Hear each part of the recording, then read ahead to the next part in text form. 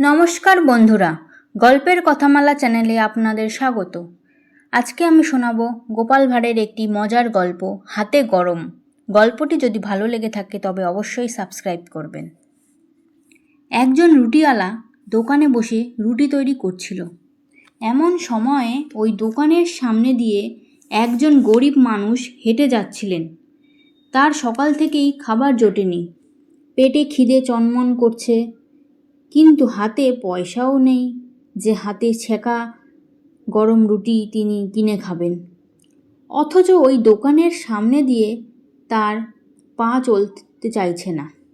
এখনও তাকে যেতে হবে অনেকটা দূর। এদিকে তার পকেটে তেমন পয়সাও নেই যে কিছু কিনে খাবে। তবে সে সময় রেওয়াজ ছিল, এরকম যদি কেউ কোনো গৃহস্থ বাড়ির সামনে দিয়ে দাঁড়ায় আর বলে তার খুব খিদে পেয়েছে, তবে গৃহস্থ তাকে না খাইয়ে ছাড়ত না। কিন্তু এই লোকটি আবার সে পথেও যায়নি। কারুর কাছে কিছু চেয়ে খেতে নাকি তার সম্মানে লাগে। তাই এক পেট খিদে নিয়ে লোকটি পথ হাঁটছে তো হাঁটছেই। এতটা পথ হেঁটে এসেছে, কোথাও কোনো তার ক্লান্ত লাগেনি। তেমনভাবে খিদেও তাকে কাবু করতে পারেনি। কিন্তু এই রুটির দোকানের সামনে এসে যেন আর তার পা কিছুতেই চলতে চায় না।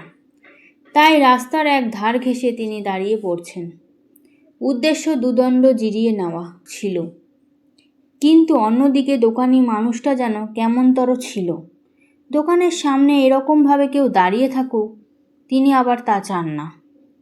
অতএব দোকানি রুটি ছেঁকা বন্ধ রেখে রাস্তায় নেমে এসে দাঁড়িয়ে থাকা মানুষটিকে বললেন, এই, এখানে এভাবে দাঁড়িয়ে আছো কেন? মানুষটি তখন তার মনের কথা বলেই ফেলল, এখানে দাঁড়িয়ে তোমার রুটি ছেঁকা দেখছি আর গরম রুটির গন্ধ পাচ্ছি। হাতে শেখা গরম রুটির গন্ধই আলাদা। গন্ধটা আমার খুব ভালো লাগছে, তাই দাঁড়িয়ে পড়েছি। শুধু দেখলে হবে? দোকানি ব্যবসা বোঝে, সে তাই বলল, এর জন্য খরচ করতে হবে কেন? খাও, দেখবে আরও ভালো লাগবে। লোকটি জানালো সে কিনবে না, কিনতেও পারবে না। দোকানি বলতে লাগলো, তাহলে বাবু এভাবে এখানে দাঁড়িয়ে দাঁড়িয়ে আমার রুটির গন্ধ তোমাকে নিতে দেব না, তুমি এখান থেকে চলে যাও। লোকটি বলল, এটা তোমার রাস্তা নয়, আমি রাস্তায় দাঁড়িয়ে আছি, এখানে দাঁড়িয়ে থাকবো। এই নিয়ে বেশ বচসা শুরু করে গেল দুজনে। এমন সময় ওই পথ দিয়ে গোপাল যাচ্ছিল। বচসা শুনে সেও দাঁড়িয়ে পড়ল। তারপর সব শুনে টুনে রাস্তার লোকটিকে বলল, দাঁড়াও। গোপাল পকেট থেকে একটি তামার পয়সা বের করে দোকানির কাছে নিয়ে গিয়ে বলল, এটা কি? দোকানি বলল, পয়সা নেবে? লোকটির গন্ধ শুকে খাওয়ার দাম। দোকানি খুব উৎফুল্ল হলো, গোপালের দিকে তাকিয়ে বলল, তুমি বয়সে ছোট হলে কি হবে, তোমার বিচার বুদ্ধি ভালো, বেশ ভালো, বেশ দাও।